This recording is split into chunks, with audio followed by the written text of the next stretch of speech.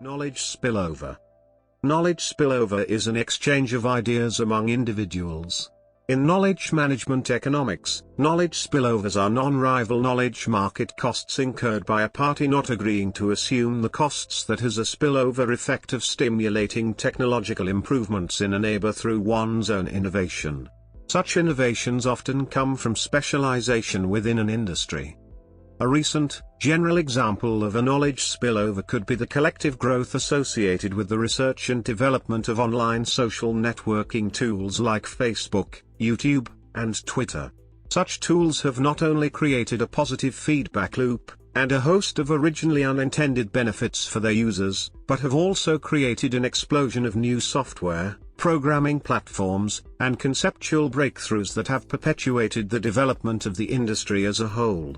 The advent of online marketplaces, the utilization of user profiles, the widespread democratization of information, and the interconnectivity between tools within the industry have all been products of each tool's individual developments. These developments have since spread outside the industry into the mainstream media as news and entertainment firms have developed their own market feedback applications within the tools themselves, and their own versions of online networking tools, for example CNN's report. There are two kinds of knowledge spillovers, internal and external. Internal knowledge spillover occurs if there is a positive impact of knowledge between individuals within an organization that produces goods and/or services.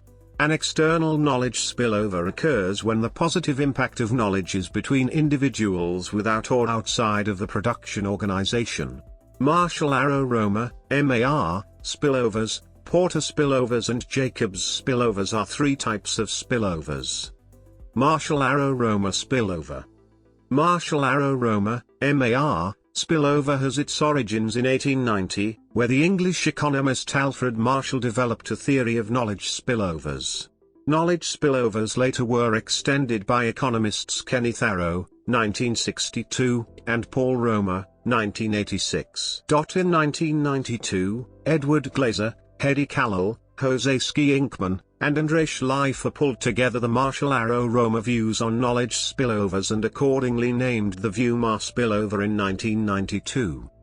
Under the Marshall-Arrow-Romer, MAR, spillover view, the proximity of firms within a common industry often affects how well knowledge travels among firms to facilitate innovation and growth. The closer the firms are to one another, the greater the MAR spillover. The exchange of ideas is largely from employee to employee, in that employees from different firms in an industry exchange ideas about new products and new ways to produce goods. The opportunity to exchange ideas that lead to innovations key to new products and improved production methods. Business parks are a good example of concentrated businesses that may benefit from MAR spillover. Many semiconductor firms intentionally located their research and development facilities in Silicon Valley to take advantage of MAR spillover. In addition, the film industry in Los Angeles, California and elsewhere relies on a geographic concentration of specialists, directors, producers, scriptwriters, and set designers, to bring together narrow aspects of movie making into a final product. However, research on the Cambridge IT cluster, UK, suggests that technological knowledge spillovers might only happen rarely and are less important than other cluster benefits such as labor market pooling. Porter spillover.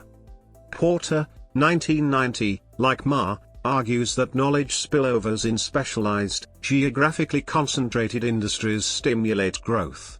He insists, however, that local competition, as opposed to local monopoly, fosters the pursuit and rapid adoption of innovation. He gives examples of Italian ceramics and gold jewelry industries, in which hundreds of firms are located together and fiercely compete to innovate since the alternative to innovation is demise. Porter's externalities are maximized in cities with geographically specialized, competitive industries. Jacobs spillover. Under the Jacobs spillover view, the proximity of firms from different industries affect how well knowledge travels among firms to facilitate innovation and growth.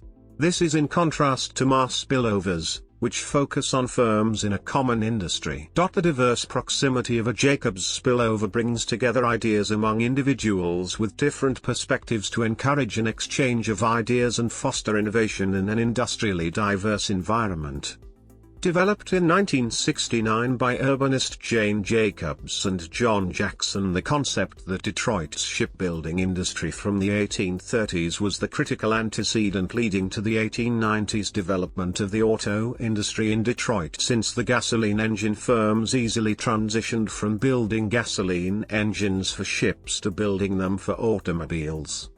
Incoming and outgoing spillovers. Knowledge spillover has asymmetric directions.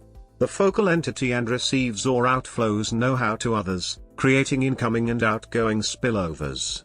Kasserman and Vergelas, 2002, use survey data and estimate incoming and outgoing spillover and study the economic impacts. Incoming spillover increases growth opportunity and productivity improvements of receivers, while outgoing spillover leads to free rider problem in the technology competition. Chen et al. 2013, use econometric method to gauge incoming spillover, a way that applies for all companies without survey. They find that incoming spillover explains R&D profits of industrial firms. Policy implications. As information is largely non-rival in nature, certain measures must be taken to ensure that, for the originator, the information remains a private asset.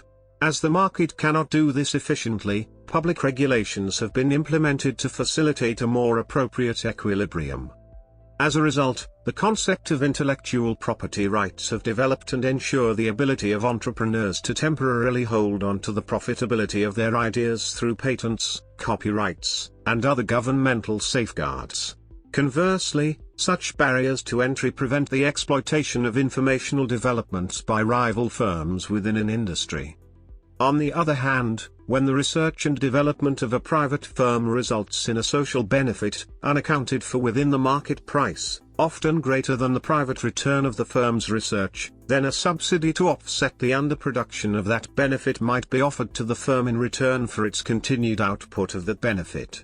Government subsidies are often controversial, and while they might often result in a more appropriate social equilibrium, they could also lead to undesirable political repercussions, as such a subsidy must come from taxpayers, some of whom may not directly benefit from the researching firm's subsidized knowledge spillover.